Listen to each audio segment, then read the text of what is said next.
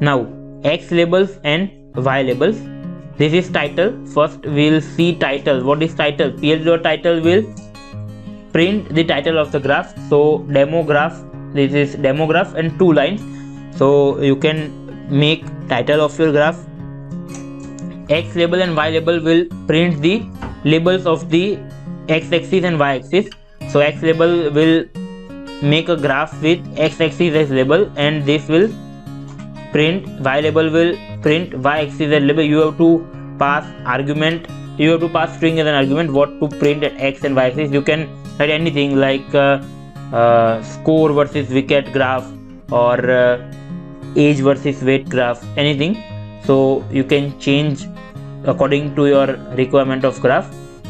It will take 2 argument and comma label equal to first line. So label, that is first line, this is blue line, it will have label first line. We'll see next figure where this label is shown, and second is label equal to second line. So we'll show in next graph how it works, but you have to use this function to print the label. So plt.legend will print this both first line and second line in your graph figure only.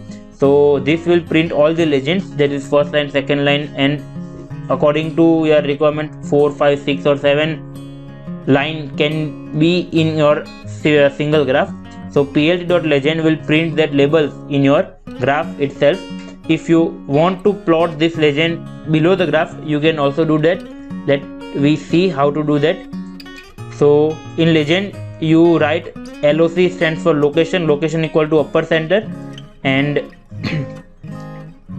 shadow equal to true will print your legends with a shadow. You can see here a little bit shadow of this box is shown, and n colon equal to 2, that means these are printed with column equal to 2.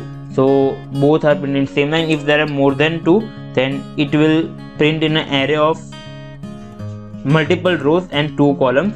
So you can pass argument in legend as you want to show the legend, as you print the legend. By default it is shown in graph figure itself. And BB box to anchor indicates the position or location where to write these legends.